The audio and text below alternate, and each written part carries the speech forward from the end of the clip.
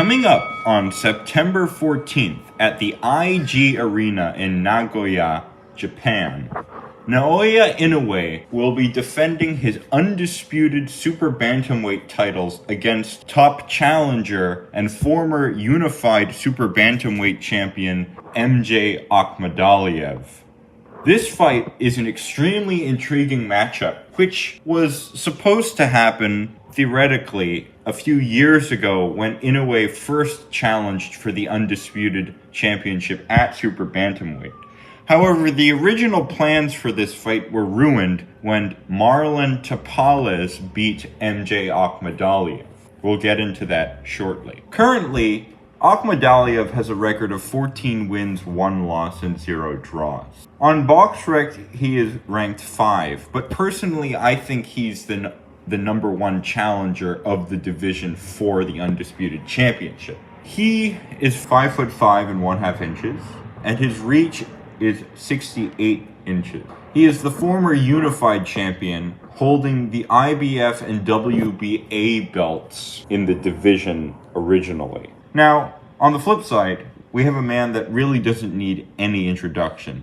But for the sake of this prediction, we have to go over his physical attributes, his basic ones at least. He has a record of 30 wins, 0 losses, and 0 draws, with 27 of those wins coming by way of knockout. That means that he is one of the only champions that has a knockout ratio that is 90% or above. He has a perfect 90% ratio, and he's 32 years old. He is deemed the monster. I believe he is a 4-division world champion, 2-weight undisputed, and now has defended the undisputed titles 1, 2, 3, 4 times, which is an extremely impressive feet. Inoue is only a 1/2 inch shorter, and his reach is also only a 1/2 inch shorter, which means that in terms of basic physical attributes, both fighters have no real advantages over one another. So let's quickly look at their resumes and see how experience will play into this fight. Akhmadaliev is definitely a world-level fighter. Being unified champion guarantees that you are a solid world contender and have the potential to become a 2-weight world champion. I think Akhmadaliev could become a 2 or 3-weight world champion in the right circumstances. His record is pretty good. He has some notable wins over Ronnie Rios, Daniel Roman, and Ryosuke Iwasa. Daniel Roman is the fight where he won the IBF championship and is an individual who also has a pretty good record. He is more of a fringe world contender, although in certain scenarios in a weaker era of boxers, I could see Daniel Roman winning a world title, which he actually did when he beat TJ Doheny for the IBF Super Bantamweight title, which Doheny held prior to Roman receiving the belt by winning it off of a majority decision. So Roman's best win is Doheny, and Akhmadaliev beat him by a split decision. I think this makes Akhmadaliev's record a little bit less polished than many have perceived. I feel like Akhmadaliev has been a little bit overhyped by Eddie Hearn. Now, him being a unified champion definitely helps his case, but many touted him as an individual who could give, in a way, a grand challenge. Now, I do believe that Akhmadaliev is probably the best fighter Inoue has faced in some time. All 4 of Inoue's title defenses, although against pretty good opponents, do not rival his wins over Stephen Fulton or Marlon Tapales. And what one must recognize is I think the Tapales-Akhmadaliev fight, due to its split decision, could have gone either way and could have been more of a stylistic nightmare for Akhmadaliev or a stylistic loss for Akhmadaliev rather than Tapales being the better fighter. I think Akhmadaliev overall might have the style to beat many other styles, but he might have lost to Tapales maybe on an off night. This does not discredit Marlon Tapales as a win or as a fighter at all.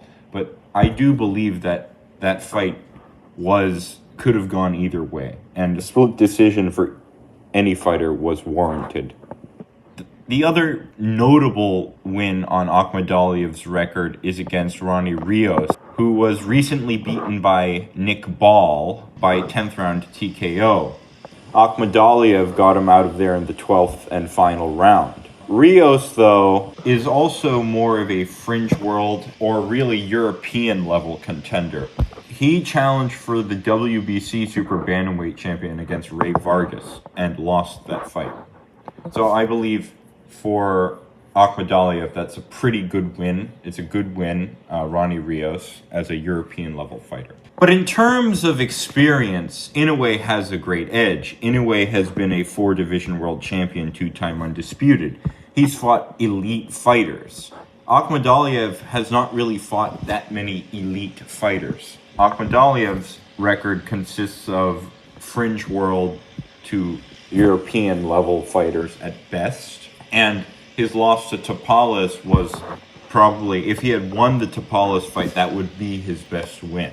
Now, Akhmadaliev is impressive for this one reason. He became a unified champion in under 15 fights. That is a feat that not a lot of fighters can hold a claim to. Usyk was one of the few who became a unified champion under 15 fights, and Akhmadaliev holds that distinction. But the thing is that Akhmadaliev has not presented any skillful or physical attribute which I think will trouble Inoue in this fight. And although Inoue has fought lower level competition such as fringe world contenders to maybe European level contenders in his last few fights, TJ Doheny being a fringe world contender, I think Roman Cardenas was also a fringe contender, although a very good top 10 fighter who could improve and go up the levels even further. Louis Neri was a pretty good win, but I think Neri is one of the weaker champions. But I also think that Inoue has kind of met the level of his competition. Now, he's KO'd all 4 of his last 4 opponents, but Inoue has not shown that extra gear in his last 4 fights like he did against Tapales and Fulton. I think that Akhmadaliev presents enough of a challenge for Inoue to switch completely on, give 95 to 100% of what he is capable of, and go into that extra gear that I believe we haven't really seen in his last 4 fights. If I were to number the gears Inoue has, I would say that Inoue hasn't gotten out of second gear in his last 4 fights. I think he kind of cruised the beginning of the fight, except in the Neri fight, which he dominated, really. But I think Inoue has been cruising in second gear, not to his fault. These are the opponents he's been given, waiting on Sam Goodman. But I think fighting Akhmadaliev will bring the best out of him.